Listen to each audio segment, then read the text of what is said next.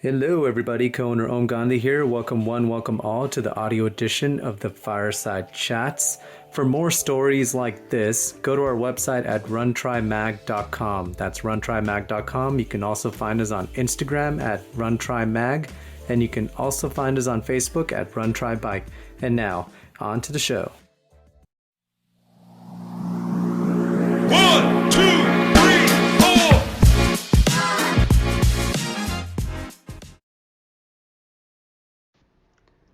Designed for running adventures on a variety of surfaces, the Cocodona Exospike's footwear traction are at home on ice and snow as well as on dry, rocky ground.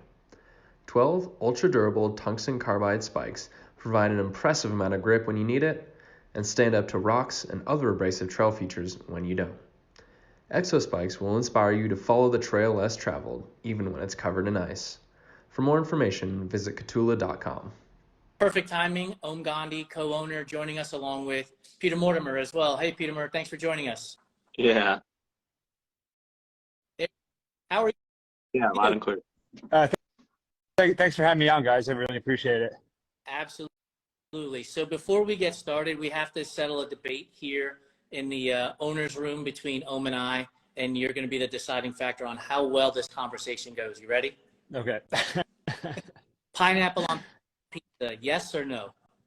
Oh, I mean, I like it. No, Tino. I mean, it's an abomination, sure, but man, it tastes good. You gotta look at it two different ways. That's a 50-50 vote then. This will be okay then. It will be all good. You gotta give me one, Jason. Come on. So I don't know if you know this, Peter, but your history and my history go back to 2016. Really? Like, yeah. Okay. I gotta hear it.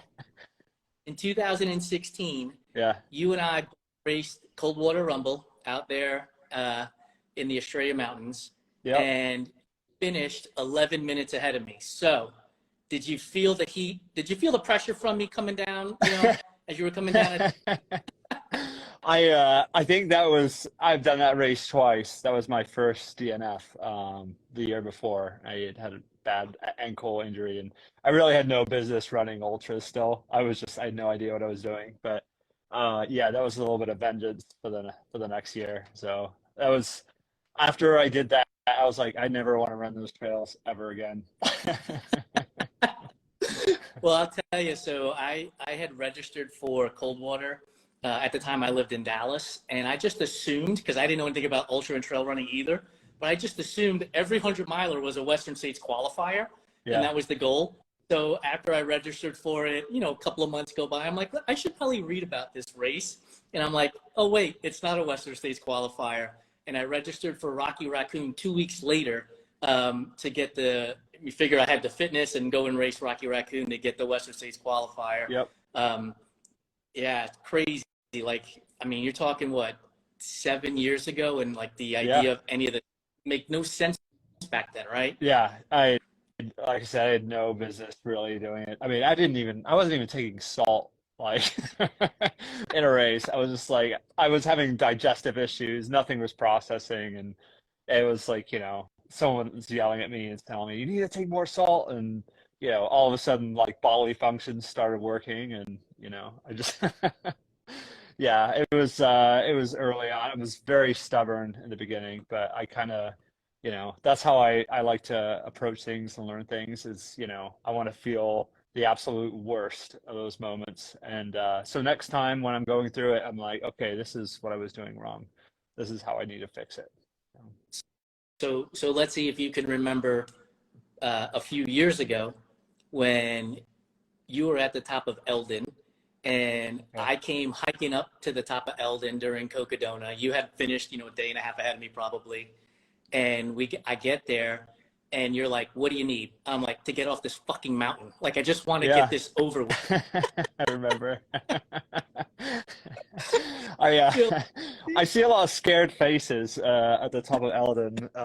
I've been up there last year as well. And yeah, it's even my coach Eric Sensman, when he finished last year, when he got up to the top of Eldon, I'd never seen so much fear in somebody's eyes, and with the wind and everything, and Oh, it's and you're so weary and tired, and just and yeah, there's people that are like a little, I wouldn't say chipper. They got a chip on their shoulder just because they're so tired and they want to just get this thing done. And but you got to get some good food in the belly, because those last like 8 miles, they're long 8 miles. well, you literally said to me, you're like, you're going to sit down here because if you don't eat something right now, those last few miles are going to take longer than you expect to happen. Yeah, And you eat a grilled vegan bratwurst. yeah. And as I was there, I saw somebody had chocolate cake. And I was like, well, what's that? And they're like, We like to have lots of offerings up there. So thanks to Aravipa for letting us crash a party and making it fun. But that's it's kind of a special moment, like when you get to that part of the race and you know that it's just almost all downhill. So yeah, that Jeep road is rough though. Like I have friends that are doing Cocodona for the first time this upcoming year in a couple of months, and I'm like, look, when you get to the top of Eldon, one, you got to eat because the last 8 miles is really long, and I've got advice from PJ on how to do that. So make sure you eat. But two, like when you go down that Jeep road, it's steep AF, and you just got to be careful on the way down to not be the time that you trip and fall and end up rolling all the way down that mountain. Oh, absolutely. We use that it's Eldon Lookout Road, and a lot of us in town run up and down that as part of our vertical. It's probably one of the only things you can run on right now because the snow is so packed. But it's also, you just lean forward and your body can just take you. It's like the perfect grade. But when you're been running for 4 or 5 days, when you get to that, it's just like all you want to do is try and slow yourself down, and your quads are just shot. And yeah, It's get that amazing. food in and just lean forward. That's right. So we touched base on a couple of things from, obviously 2016 and Cocodona, the inaugural year, but, tell us how you got started, way back when, and give us some insight into why. Why did you get started? So yeah, I never liked running growing up. I did sports like, football, soccer, tennis. And running was the worst part. I played midfield in soccer, and that's the most running that you do, and I was just like miserable. All I want to do is just kick the ball and do fancy footwork, which I wasn't that great at either. But and then yeah, I went through my 20s, and I had kids early. I was in the military at the time, and just kind of not active, got pretty fat. And my heaviest, I was around like 250 pounds. That's just 6'3". I guess people just call me husky, but I wasn't happy. So I was like, I have to make a life change, and I just started kind of losing weight all the wrong ways. You starve yourself, and then you're like, oh, I'm just going to start running. And then, I ran for a little bit, didn't enjoy it at all. And then about, I think it was 2010, I was in a real bad moment in my life, getting divorced and, dealing with young kids and everything. And I decided I just like need to make a change. So I joined this running club that called the Hash House Harriers. They're a drinking club with a running problem. So you meet up, have a drink, and then you go on these fun runs together. And that really changed my view of running. It was running just stopped becoming a chore, and because you didn't know where you were running and how far you were running, I just started realizing I could go further and further. And then finally I was like, I think I'm gonna try a half marathon. And then I did a half marathon. Then I was like, I'm gonna do a full, and I trained for a year and I did a full. And then it was like, wow, I was pretty close to Boston time, so let's try that. And then I started to hate it again because it was just becoming more and more like obsessive, and and again, running on streets, large crowds, not my thing. And I almost quit running, and my partner, Siska, who was running with me during that time, she was like, "You should try trail racing." And so, yeah, my first trail race ended pretty disastrous, by DNF. It was actually I got called into work. Had to go all the way across town right before the race. I was bummed. So I was like eating this cheeseburger and mozzarella sticks, all this horrible food, just like, self-pity party. And then all of a sudden my surgery case canceled. So then I drove all the way back across town. I made it to the start line, like 30 seconds to go. And literally just, that was it. Went, fell into a cactus twice, super bad indigestion, just like absolutely had a blast though. I love the community. I was like, this is really fun. And that was it. It was just, that was at Air Viper race. And now I'm running with them.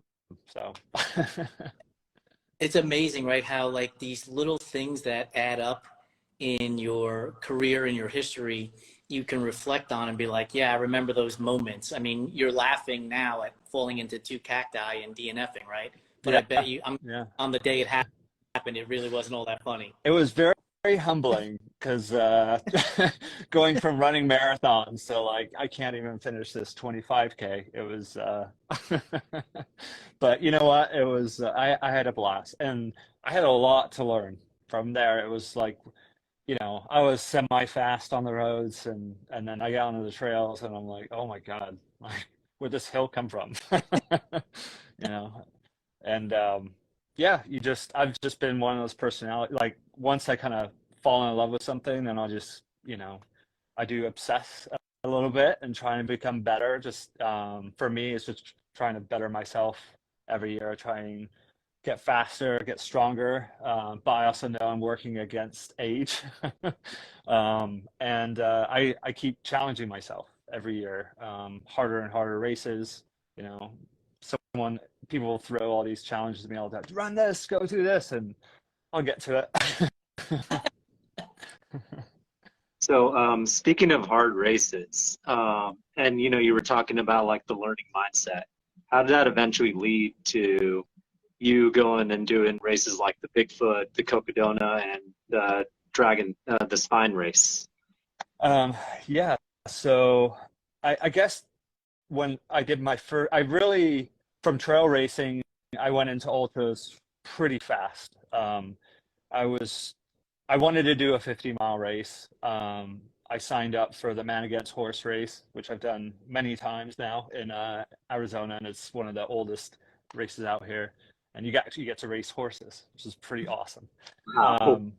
So I thought that was something unique, something fun for my first. And I was hiking the Grand Canyon, doing rim to rim to rim with one of my surgeon friends at the time, and I'd been to the Grand Canyon and looked over the edge, never even taken a step down. And I was like, I'm gonna go do this all the way across over 2 days, back and forth. And but I knew I was gonna train for this 50-mile. I've done marathons, and man, I got to the other side of that rim that first day, and I was like, I don't know if I can make it back. It was very humbling. And I remember we were all huddled in this little cabin sharing a bag of like Lay's potato chips, just like stuffing the salt like in our faces. We just demolished that family size bag, and then went down the next day, and it was very surprising for me just to see like, wow, I'm able to still move. Like the first couple of miles were stiff, and then you kind of get faster, and that's when I started realizing about ultra running, that like there's so many moments during a race. That's how you feel. It's just, you feel great, you feel like shit, and then you suddenly you feel good again. And then you slow down. It just kind of goes up and down.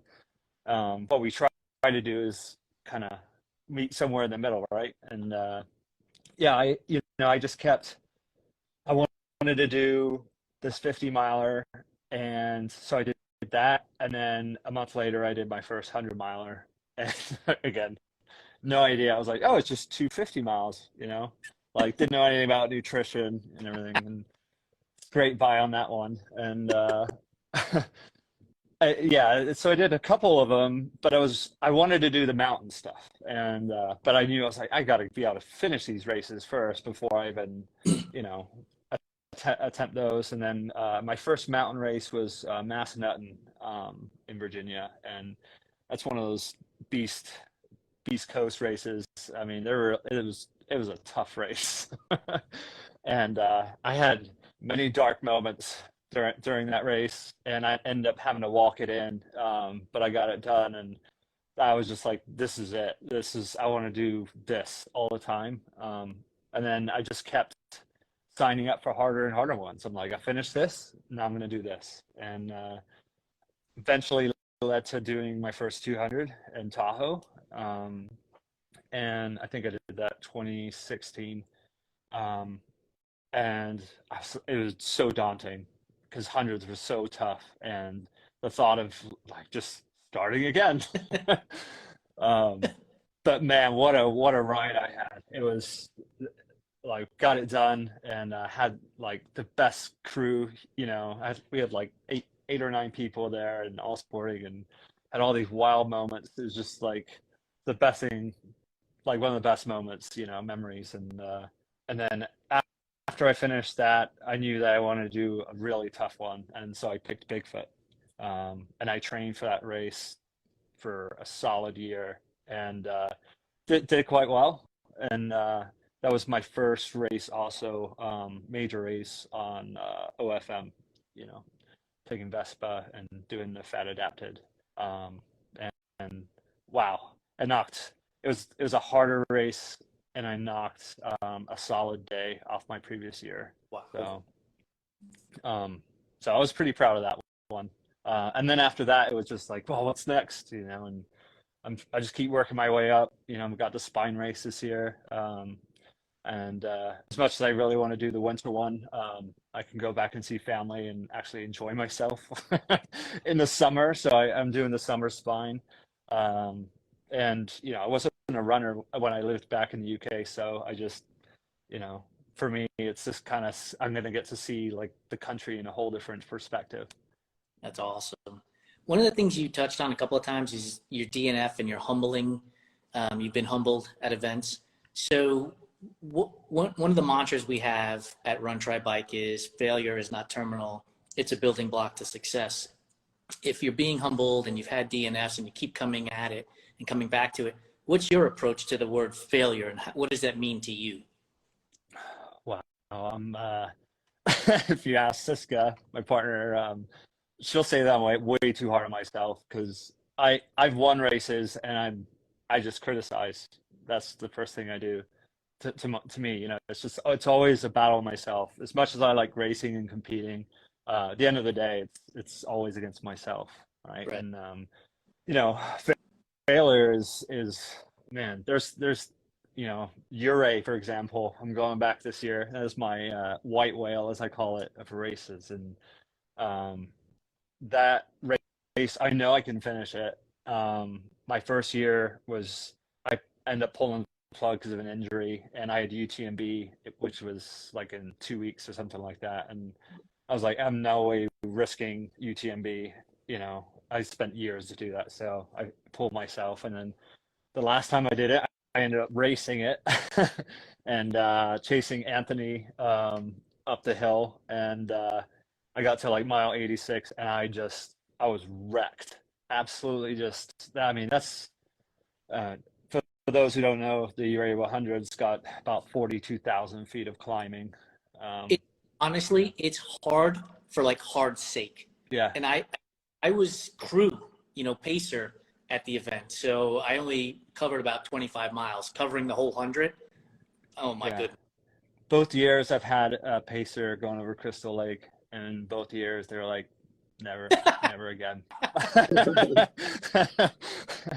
They're just, it breaks. I mean, it breaks pacers' souls, and it just, the terrain is unrelenting, as well as the weather, and I love it. I really do. I just, you know, this year I'm going to go back and just run smart. I've gotten better at that. I can understand though, because I paced, the section I paced was to go up and over, up to Twin Peaks and back, you know, and in that one section where you're in that really narrow ledge going up and it's raining, you know, in the afternoon, and that just becomes one big slick slide, and you climb it and you get to the top, you can't beat the view. It's amazing. Yeah. Yeah. I DNF'd the Silver Shield like mile 86, and you know, you think, oh, there's only like, you know, 15, 16 miles left, but like 12,000 feet of climbing.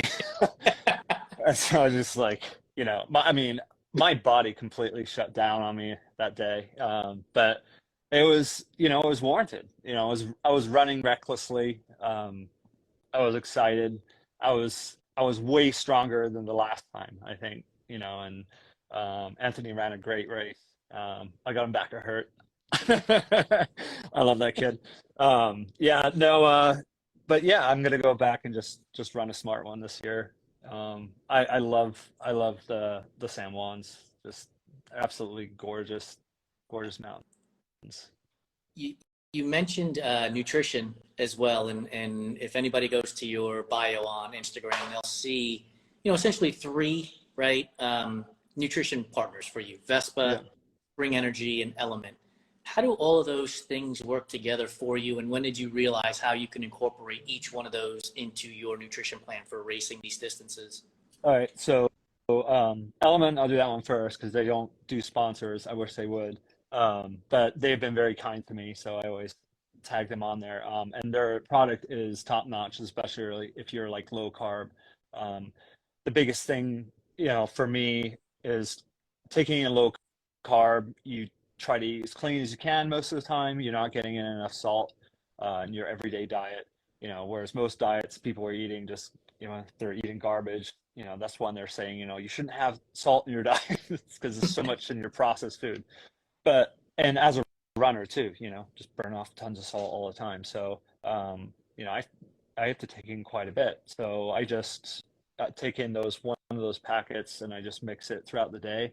And then that's what my go-to electrolyte, you know, it's got like 1,000 milligrams of salt in one of those little packets. So, but yeah, during races, it's been really good because I try and stay away from the sugars as much as possible. So, it's got a little sweetener in there, different flavors. But and then yeah, that, and then Spring Energy is kind of my go-to fuel. It's just real food and low sugar spike. Again, I don't go no carb. I just got like low carb. So and the different flavor, love the different flavors. You know, they've been very good to me. So if you know, if you have stomach problems, they're a little bit easier in my opinion, other than the high sugar stuff. Which one's your favorite flavor? Oh man, so everyone loves the apple one, not me. I'm a big sage fan, so yeah, the canterbury is really good. I also like speed nut, so Hill Aid also very good. But yeah, I'm not a cinnamon guy. They have a new chocolate cherry one, which is pretty good.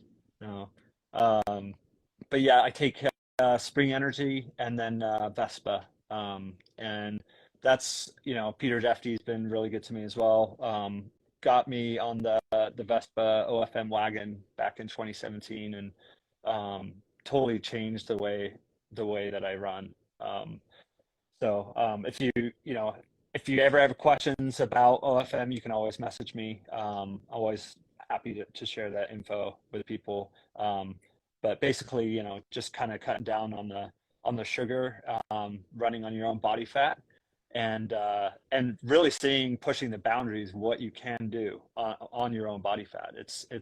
We're still, you know, working with Peter and Jeff Browning, Nick Curry, and those guys, and we're still doing testing to kind of see what, you know, these different athletes and how they burn their fat and like what they're capable of. And the last one I did certainly just blew my mind as far as like where I thought my threshold was compared to where it like actually is. So since then I've been pushing myself even harder in the races, and still like finishing, feeling great, you know, quick recovery. So I'm gonna keep with it. That's awesome. Excuse me. So you're working with all of these companies and in various forms or fashions, right? So do you feel the pressure to have to perform because of these companies that you're sponsoring and repping when you're out there on the training and racing? I mean, sure. Yeah. I mean, it's part of the deal, you know. It's not a gravy train, you know. Um, you know, it's one of those things that like when I first started doing it, I just reached out to companies, you know, whether it's ambassadorship programs is whatever, and you're trying to work your way through the ranks. I you know, a lot of companies want ambassadors, and that's great. And like, if you like their product, that's great. You know, you can get yourself a discount code and start there. And for me, I've always, again, with trying to better myself and you know, opportunities have opened up, and you know, I'm really thankful for it. And you know, I have a full-time job, you know, and I'm coaching on the side, so you know, I'm always happy to a little discount code, like whatever it is. And you know, if it's products that I use, then, you know, yeah, it's great. And like even now, more so just because I like paying it forward with my athletes. And you know, um, you know, the average runner is like, you know, Jeff told me this once, and this is like, you know, your average consumer is like, you know, in the middle of back of the packer, you know, they're the ones that are like spending all this money and stuff. And, you know, if the guys up top are getting stuff handed down to them, then, you know, it's like, you know, any sort of discount that you can get for these guys, it's important. That's awesome. That's a great thing, a great mentality to have. And so we appreciate that because we built our business on focusing our stories on the middle to the back of the Packers, Sure. right? Yeah. You know, that, not to say that folks like yourself who are winning races don't have great stories too, but there's a lot of middle back of the Packers out there that we want to help them tell their stories to keep inspiring people who, to your point, may want to go through the ambassador program and then work themselves up the way you did and follow in your footsteps, essentially, right? Yeah. Yeah, I mean, it's, you know, at the end of the day, it's just try and better yourself no matter what you do. Like if it's your work or, you know, your running, your job, you know, just whatever, you know, just that's kind of my mantra. And you know, it's like setting a New Year's resolution, but you know, it's something that you're always thinking about. You know, New Year's resolutions like, I'm gonna do this, and then you just kind of do it for a month, and then yeah, whatever. And but this is something like it's you know, especially when it comes to your health. I mean, try, you know, take care of your body and stuff, and you know, you got one life. I get it. Just, you know, it's okay to live life, but you know, also, I can't imagine if I just followed on the same trajectory when I was in my 20s, just health wise, like where I'd be. So, and you know, my friends, my close friends, especially, they send me all my fat pictures that I thought got burned on the internet, but it just, you know, to see like where I was kind of back then, and you know, like where I am now. Yeah, it's sort of like a planted flag that you can always look back on and continue to progress forward, right? Yeah, yeah. Yeah. You mentioned, Go go ahead. I was going to say that, I mean, I totally resonate with that, you know, as somebody who used to be 250 pounds and, you know, started running for mental health reasons, and, you know, things sort of changed after that. But, you know, I kind of wanted to, you know, better understand and ask about that. When you first started losing weight, like when you first started running, and it might have been more for like losing weight, when did when did you get to the point where there was kind of a shift in your mindset where running became this thing that was more of like, this is something I really like to do? Because I know you mentioned you didn't like it at first. Yeah, I think I really started to like running when I joined the Hash House Herders. I mean, they made it fun, you know. It's you meet up a bunch of total strangers, and they're immediately welcoming, you know, and you have no idea where you're going. You're following someone that's laid a trail, and you know, there's different check marks, and they send you the wrong direction, try and trick you, and then eventually you get to the beer, and then you have a beer and enjoy yourself, and then you carry on, and then you eventually get back to where you started. And I was like, this is really fun. And when I, you know, I started doing these things, you know, they would say, oh, you know, 3, 4 miles, and then, your friend shows up and he does 6 mile trail, and you're like, oh my God, I can't believe I just did a 10K. And then, but it changes your whole perspective. And, I've been guilty of leading people on some extra miles over the years, but everyone's, I look at people and I'm like, I know what people are capable of, and they're always more capable of what they think they are. Not to put you on the spot, but I'm going to put you on the spot. So you figured out when running became fun. When did you realize that you're good at this? When did you realize that, man, I can compete with the best in the world. I can actually win races and beat the best in the world? I think when I did the Bigfoot 200, I got second at that one. That's a tough course, real tough, and one of my favorites, just because of like how rugged it was. And again, we had a big crew, and it was an adventure for everybody. I had a bunch of childhood friends there, and that I went to school with in Italy, and we were all in Washington at the time, and they're out there sporting. So it was really bittersweet for me. And when I was doing it, I was had started this OFM thing, and I just couldn't believe it. I couldn't believe like how well I was moving and how consistent I was moving. And that's when I was like, and then you finish second and you're like, I can do this. It's awesome. But and it's,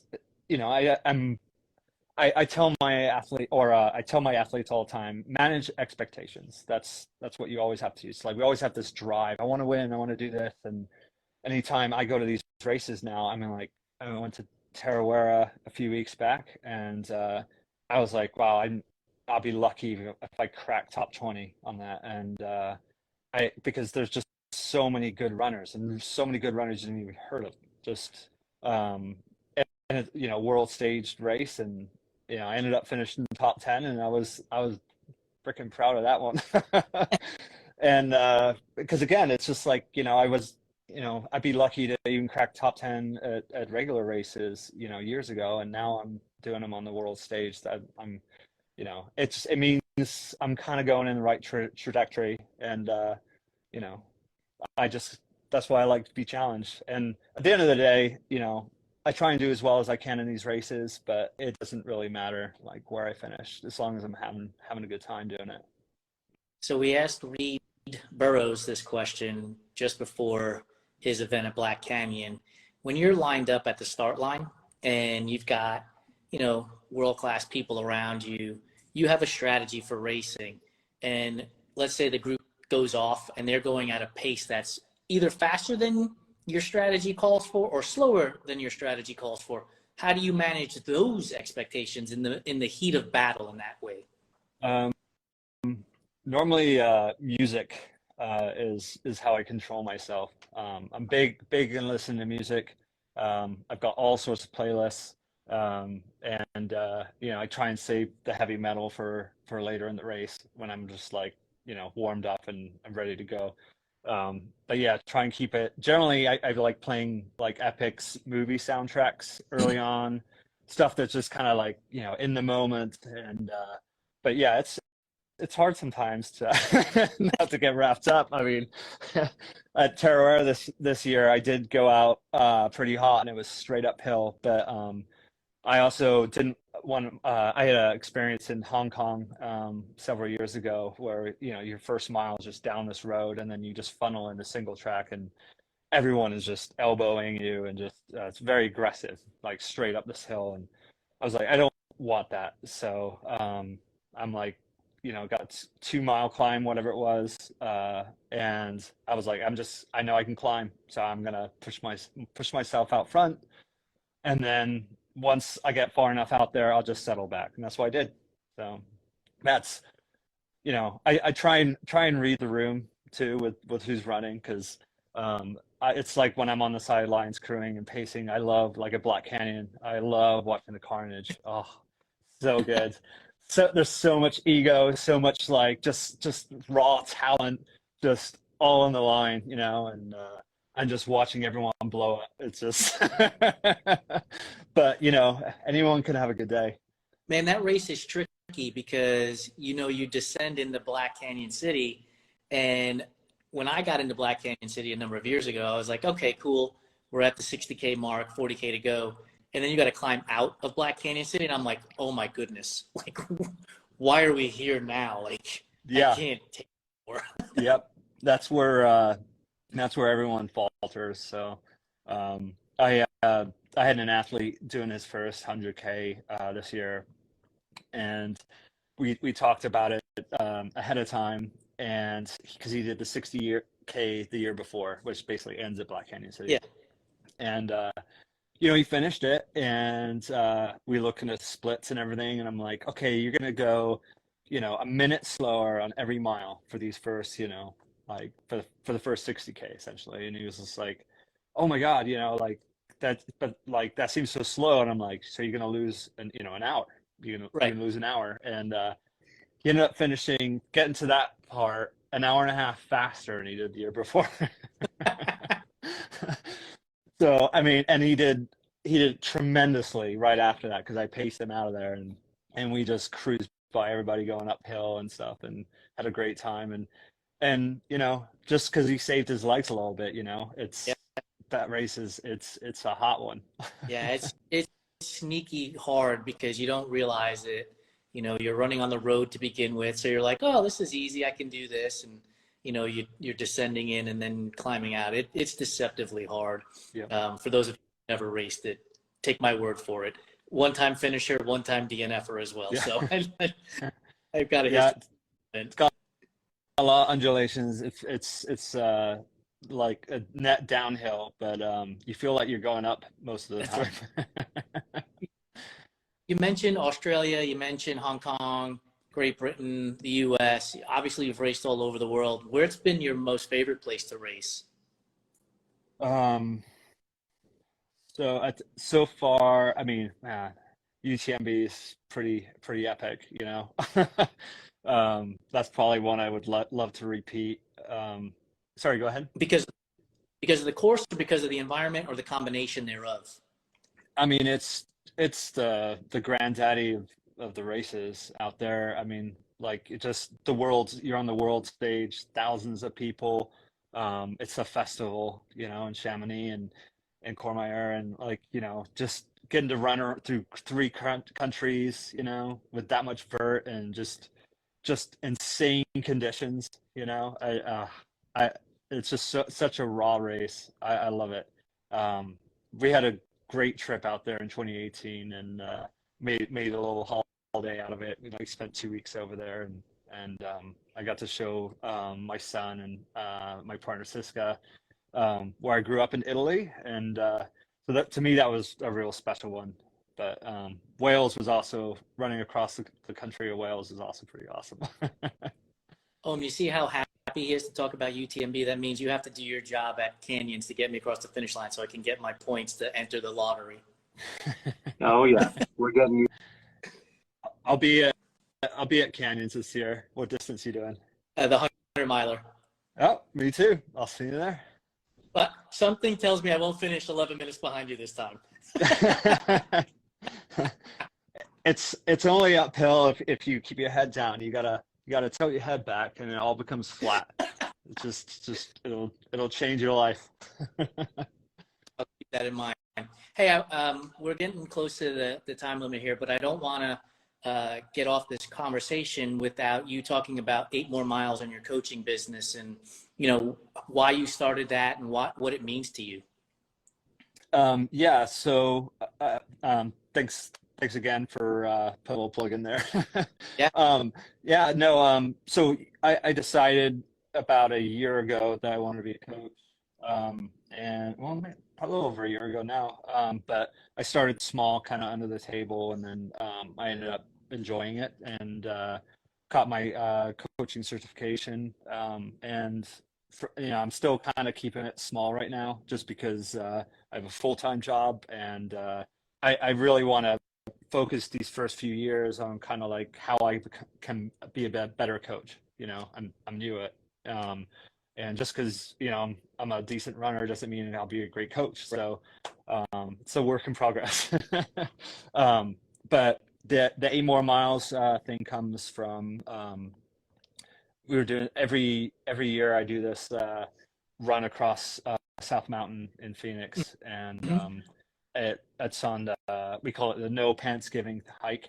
It's like right after Thanksgiving holiday. It's on the Saturday or Sunday, and it's about a 15.5 mile jaunt across South Mountain. Really beautiful. One year I was taking some people up, and I always do drop cars at the end, and the place where I normally park was shut off. And I was like, oh crap, where am I going to park?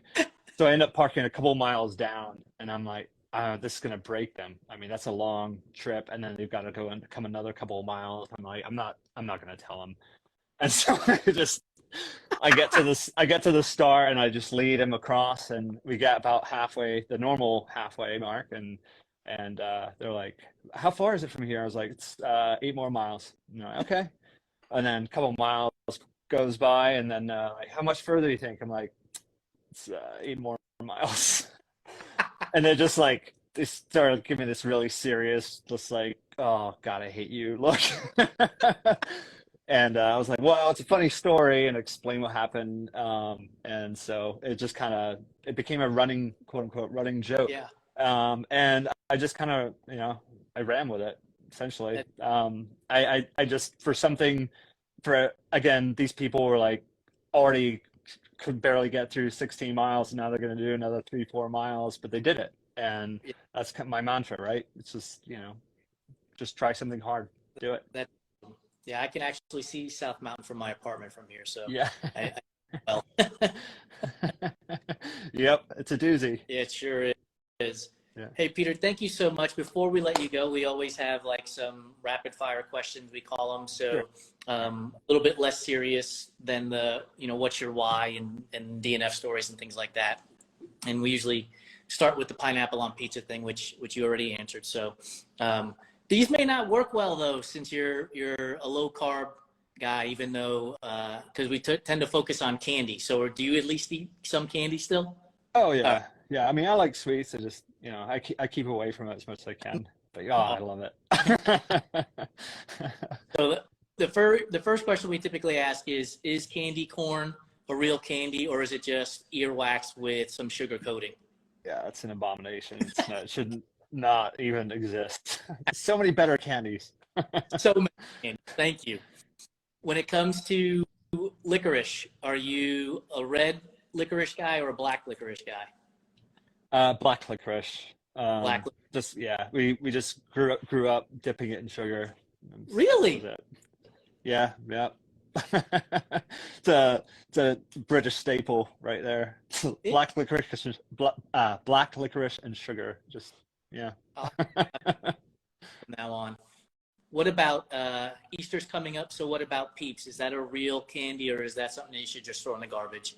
Oh no, it's not real. Have a Cadbury cream egg. It's much better. Oh, you like the Cadbury cream egg? Oh yeah, just about once. My favorite is if you put them in the fridge. So you know, like you bite into them and they all fall apart like crazy. But it's just it's so good. Amazing. I like when the first time I saw the commercial for the Cadbury cream egg as a kid here in the States, I was like, oh no, that's not happening. Like it just. Big Cadbury's Hershey's war going on. Actually, like part of the same company, I think. I think so. I think they've just merged with each other. Yeah. All right. So, do you eat barbecue? Like on the grill or like? No, not grill. Like in the States, barbecue. Right? Oh, like chips. Texas, like we have Texas barbecue, we have Carolina barbecue, and we have St. Louis barbecue. So it's all sauce. Okay. Which is your favorite of the three? You know, I'm more of a dry rub guy, so I'm just gonna go Texas, sure. No, it's to me, it's like when anyone breaks out steak sauce on a steak, I'm just like, no, this is not happening. So no A1 for you. That's out. No. It's in a Steak bomb is just candy by corn. itself. Yeah. Are you a pie or a cake guy? And today just happens to be pie day, but let's ignore that for now. I'm a pie guy. Favorite pie? Yep. Pie? Rhubarb. Rhubarb Yep. with added sugar. With what? No, just rhubarb pie, dollop of ice cream on it, or custard, even better. Yeah. Awesome. What's your go-to recovery meal after a hard race? I try and keep pretty low carb. So I'll, if I can, I'll eat like a steak or something. I also eat that before a race, so I eat a lot of steak. Outside of here on Instagram, Peter, where can our readers and our followers find you and follow your journey through all of these events? Yeah, Peter Mortimer on Facebook, and then Strava, Peter Mortimer on there. And yeah, I'm pretty much, if you type me on the internet, I'm sure you can find me, or my coaching website, and you can shoot me a message. I try to always respond to people's messages as much as possible through all social media and everything. So always happy to chat. Yeah, so coaching business, 8 more miles. Just go Google it and you'll find it. I will see you in a month and a half at the Canyons. Look forward to catching up in real life. Thank you very much for joining us. Yeah. Thanks for having me. Really appreciate it. Awesome. Have a great night, Peter. Thank you. All right. You too. See ya. Bye.